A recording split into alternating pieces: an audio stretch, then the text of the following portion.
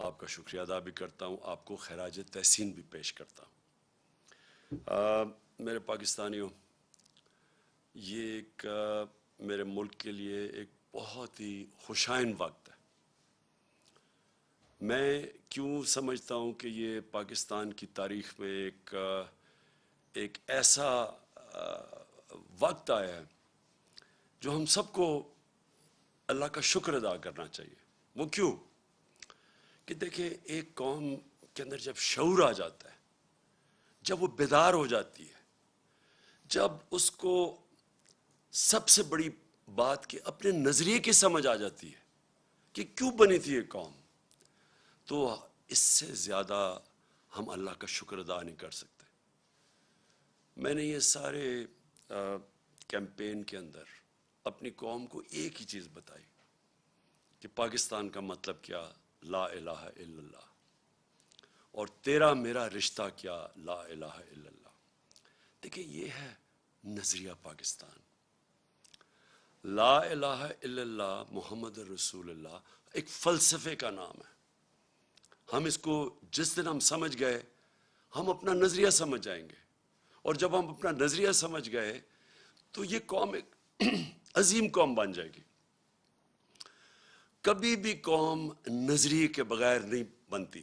ایک قوم جس کا نظریہ ہی نہیں ہے، وہ قوم ہی نہیں بن سکتی، وہ ہجوم ہوتا ہے عوام کا۔ تو میں آج خوش ہوں؟ دیکھیں، جب ایک بیرونی سازش کے تحت ہمارے اوپر یہ امپورٹڈ حکومت مسلط کی گئی، تو سب سے بڑی بات یہ کہ عوام نے یہ پوچھنا شروع کیا کہ کیا اگر ہم نے انگریز کی غلامی سے نکل کے، پھر قائد اعظم نے جد و جہد کر کے ہندوز کی غلامی سے نکال کے پاکستان بنایا تھا، تو ہم کسی اور کی غلامی کے لیے تیار نہیں ہیں۔ اور جس طرح ایک بیرونی سازش جو ہمارے اس کے تحت ہمارے اوپر یہ لوگ مسلط کیے گئے، میں نے اپنی قوم کے اندر وہ شعور اور بیداری دیکھی جو میں ابھی تک نہیں دیکھی تھی۔ اور میں اس لیے خوش ہوں کہ اب ہم اللہ کے فضل سے ایک قوم بننے جا رہے ہیں۔ اور جب ایک قوم بن جاتی ہے نا، میرے پاکستانیوں سن لیں ذرا، جب ہم قوم بن جائیں گے اور بننے کی طرف جا رہے ہیں، تو یہ جو مسئلے ہیں نا، ہمارے قرضے کے، ہمارے مسئلے ہیں کہ جی ہمارے پاس پیسہ نہیں ہے ملک چلانے کے لیے، یہ جتنے بھی ہمارے مسئلے ہیں، یہ سارے حل ہونا شروع ہو جائیں گے۔ آپ یہ سوچیں کہ اس ملک کی کتنی بدقسمتی ہے کہ جو لوگ اس ملک کے ایلیٹ ہیں، اشرافیہ ہیں، کتنے لوگ ہیں جو پیسے والے، جنہوں نے باہر فلیٹ نہیں لیے ہوئے، لندن میں فلیٹ لیے ہوئے ہیں، ملک سے باہر پیسہ رکھا ہوا ہے۔ یہ کیوں رکھا ہوا ہے؟ یہ اس لیے رکھا ہوا ہے کہ بلیو ہی نہیں کرتے پاکستان میں۔ آپ نے کبھی سنا ہے کہ برطانیہ یا فرانس یا یورپ یا وہ اپنے پیسے ملک سے باہر رکھیں، اپنے بچوں کو باہر کا شہری بنا دیں؟ کبھی آپ نے سنا ہے؟ تو ایک طرف ہم جو لیڈرشپ ہے وہ کہتی ہے کہ ہم پاکستان کے لیے مرنے کے لیے تیار ہیں، اور پیسے ہم نے اپنے باہر رکھے ہوتے ہیں، جائیدادیں ہماری باہر ہیں، ہم عیدیں باہر گزار رہے ہیں، اپنی چھٹیاں، علاج، سب کچھ باہر کر رہے ہیں، شاپنگ باہر ہے۔ دیکھیں، ایسے قوم نہیں بن سکتی۔ میں پہلی دفعہ یہ قوم کے اندر جو بیداری دیکھ رہا ہوں، میں میں نے اللہ کا خاص رات کو شکر ادا کیا کہ ایک وہ قوم جو اتنی قربانیوں سے بنی تھی، قائد اعظم کی اگر آپ ان کی تاریخ پڑھ لیں تو جس طرح کی وہ ان کی جو صحت تھی، اور جس طرح انہوں نے ایک اپنی صحت کو نظر انداز کر کے بیماری کا بھی نہیں پتہ چلوانے دیا ڈاکٹرز کو، تاکہ مخالفین کو نہ پتہ چل جائے، وہ پاکستان بننے سے روک دیں، اس طرح کی قربانیوں سے ملک بنا تھا۔ اور جو ہم بڑے ہو رہے تھے، سارے ایسٹ پنجاب سے جو لوگ آئے تھے، اور میری اپنی فیملی وہاں سے جب پارٹیشن کے اوپر آزادی پہ یہاں پاکستان آئے تھے، شاید ہی کوئی خاندان تھا جنہوں نے وہ قتل عام نہیں دیکھی۔ تو اس لیے جدھر آج ہم کھڑے ہیں، ہمیں ساری قوم کو فخر کرنا چاہیے کہ جس طرح لوگ نکلے، اور جس طرح پھر سے خواتین نکلی، یعنی گھروں میں انقلاب آیا، اور جو ہمارا نوجوان نکلا، یہ ایک نیا پاکستان ہے، نیا پاکستان جو میں بڑی دیر سے اللہ سے دعا مانگتا تھا کہ وہ پاکستان بنے جو ہمارے جو میرے ماں باپ تھے، ان کی ساری جنریشن، وہ سارے بیچارے مایوس ہوتے گئے جب دیکھا کہ اس نظریے سے ہم پیچھے ہٹتے گئے۔ اب میں جو ملک کے حالات کے اوپر بات کرنا چاہتا ہوں، دیکھیں ہماری جب حکومت تھی تو ایک سیاسی بحران پیدا کیا گیا، مصنوعی سیاسی بحران۔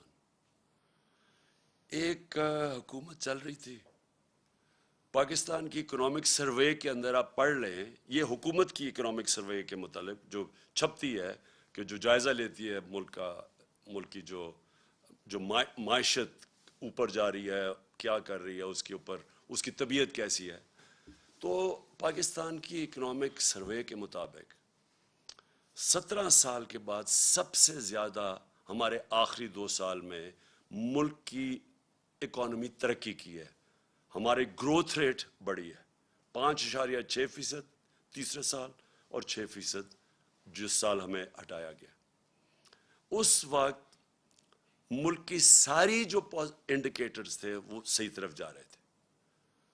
سب سے بڑی چیز ہوتی ہے لارج سکیل مینوفیکچرنگ، آپ کی انڈسٹری۔ جب آپ کی انڈسٹری بڑھتی ہے تو سب سے زیادہ روزگار دیتی ہے۔ ہم نے ان ساری حکومتوں سے زیادہ کرونا کے باوجود سب سے زیادہ روزگار دیا تھا۔ تو لارج سکیل مینوفیکچرنگ جب بڑھتی ہے آپ کا ٹیکس بڑھتا ہے، وہ جب بڑھتی ہے روزگار کے علاوہ ملک کے اندر ویلتھ کریشن ہوتی ہے، دولت میں اضافہ ہوتا ہے۔ تو لارج سکیل مینوفیکچرنگ ریکارڈ طریقے سے بڑھ رہی تھی۔ زراعت جس کے اوپر ہماری 60% آبادی اپنی زراعت کے اوپر ڈپینڈ کرتی ہے، زراعت کے اندر 4 فصلوں کے اندر ریکارڈ 2 سال ریکارڈ پرفارمنسز تھی۔ کسانوں کے پاس وہ پیسہ گیا جو اتنی سالوں کے بعد کبھی ایسا پیسہ نہیں ٹرانسفر ہوا تھا کسانوں کے پاس۔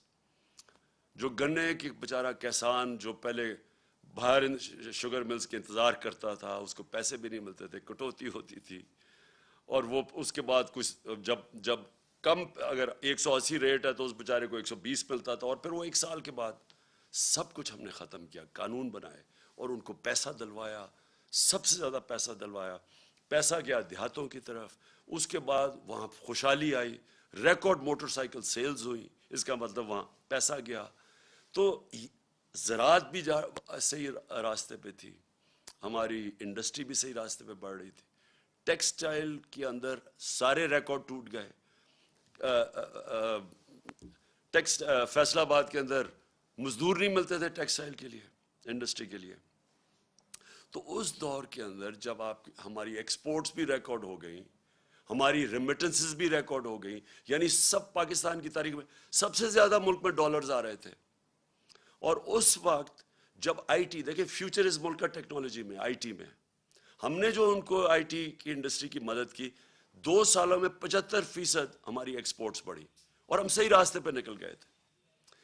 تو اس دور میں جب ایک ملک صحیح طرف کیا چلا گیا تھا، اور آئی ایم ایف، یہ یاد رکھیں آج کہتے ہیں جی ہم آئی ایم ایف کے مجبور ہیں، ہم 2.5 سال آئی ایم ایف کے ساتھ تھے، ہم بھی مجبور تھے آئی ایم ایف کے پروگرام میں ہوتے ہوئے۔ اور اب انہوں نے کہا نا جی عالمی مہنگائی ہوئی، عالمی مہنگائی تو پچھلی گرمیوں سے شروع ہو گئی تھی، ہم جب کہتے تھے عالمی مہنگائی ہے تو یہ کہتے تھے مہنگائی مارچ کریں گے۔ تو جب ساری چیزیں پازیٹیو جا رہی تھیں، اور اس کے باوجود کہ ہم آئی ایم ایف میں بھی تھے، اس کے باوجود جب ہم وہ پاکستان کو فلاحی ریاست کی طرف لے کے جا رہے تھے جو پاکستان کا نظریہ تھا، اسلامی فلاحی ریاست، ہم نے پہلی دفعہ ہیلتھ کارڈ، کبھی سنا ہے کہ کسی بھی مڈل انکم گروپ، غریب کو تو چھوڑے، جو اپنے سارے خاندانوں کو ایک ہیلتھ انشورنس دے رہا ہے 10 لاکھ روپے کی، کہیں بھی جا کے اپنا علاج کروا سکے۔ احساس پروگرام ہمارا انٹرنیشنلی اکنالج ہوا، جو غربت کم کرنے کے لیے پروگرام تھا۔ انٹرنیشنلی اکنالج کیسے ہوا کہ اسٹینفورڈ یونیورسٹی کی ریسرچ، انہوں نے ریسرچ کر کے فیصلہ کیا کہ پاکستان کو احساس پروگرام فلاحی ریاست کی طرف لے کے جا رہا تھا، کامیاب پاکستان تھا، سستے قرضے نچلے 20 لاکھ خاندانوں کو دے رہے تھے تاکہ ہنر اب سیکھ سکیں، تاکہ وہ دکانیں کھول سکیں، کسان پیسہ لگا سکیں، سود کے بغیر قرضے دے رہے تھے گھر بنانے کے لیے. پھر پوری ایک ہاؤسنگ کا ہمارا پورا انسینٹیوائز کر رہے تھے, بینک پیسے دیں, کم سود کے اوپر لوگ گھر بنائیں, جتنا کرائے دیتے تھے اسی کرائے کے اوپر قسطیں پے کر کے اپنا گھر بنا لیں. یہ ساری چیزیں چل رہی تھیں. اس وقت